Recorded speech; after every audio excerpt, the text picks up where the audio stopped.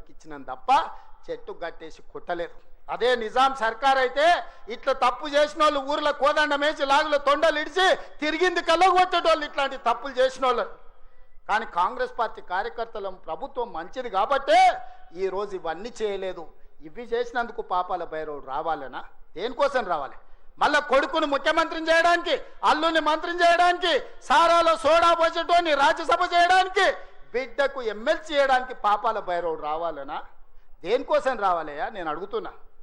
ఈ కరీంనగర్లో ప్రజాపాలన పోవాలంటుండు ఒక దళిత బిడ్డ అట్లూరు లక్ష్మణ్, లేచి నిలబడి లక్ష్మణ్, ఒక దళిత బిడ్డను ఎమ్మెల్యేని కాదు ఇవాళ మంత్రిగా చేసినందుకు పార్టీ ఓడిపోవాలన్నా? జగిత్యాలలో ఇవాళ పొన్నం ప్రభాకర్ ఒక బలైన వర్గాల బిడ్డను మంత్రిని చేసినందుకు ప్రజాపాలన పోవాలనా? ఒక ఆది శ్రీనివాసును విప్పు చేసినందుకు ప్రజాపాలన పోవాలనా?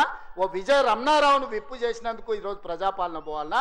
శ్రీధర్ బాబు గారి నేతృత్వంలో నడుస్తున్న ఈ ప్రభుత్వం ప్రజాపాలన పోవాలనా? మిత్రులారా మీరు చెప్పండి. కరీంనగర్ జిల్లాలో 3 మంత్రులు 2 విప్పులు ఇచ్చినందుకు ఈ ప్రజాపాలన దిగిపోవాలనా? నీ ఒక్కనికి పదవి ఇవ్వకపోతే ఒక దళిత బిడ్డ అడ్లూరి లక్ష్మణ్ మంత్రి చేస్తే నువ్వు చూసి ఓర్వలేను అని నువ్వు అసలు మనిషివేనా? గింత అసూయ గింత ద్వేషం ఎవరికైనా ఉంటుందా కడుపులా?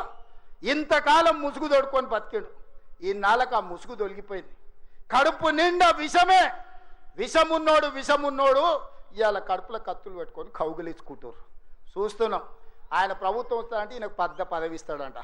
నీకున్న ప్రతిపక్ష హోదా ఊడగొట్టకపోతే నా పేరు మార్చుకుంటా బిడ్డ కేసీఆర్.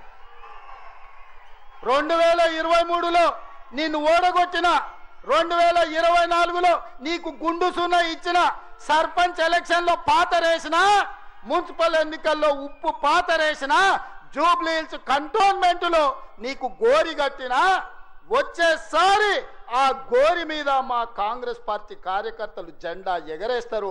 ఇదే నా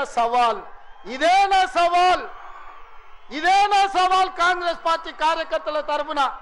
చూసుకుందాం కేసీఆర్, నువ్వు నేను వచ్చే ఎన్నికల్లో నువ్వా నేనా? ప్రజాపాలన పాపాల భైరవుడా? మా కాంగ్రెస్ పార్టీ కార్యకర్తల లక్షలాది మంది 10 ఏళ్ళు కేసులు కట్టుకొని జైలుకు పోయి ప్రాణాలు వదిలి ఊపిరి బిగబట్టి జెండా మోసి అధికారంలోకి వస్తే పాపాల భైరవుడు రావాలి, ప్రజాపాలన పోవాలి అని మాట్లాడడానికి నీకు సిగ్గెట్లొచ్చిందని నేను అడుగుతున్నా మనిషిని. అందుకే మిత్రులారా, ఈ ఆలోచన నుంచి నా మాటగా తీసుకోండి. ఎన్నికలు ఎన్నడొచ్చినా ఎప్పుడొచ్చినా ఒక్క మాట రాసి పెట్టుకోండి. చరిత్రలో కేసీఆర్ గారు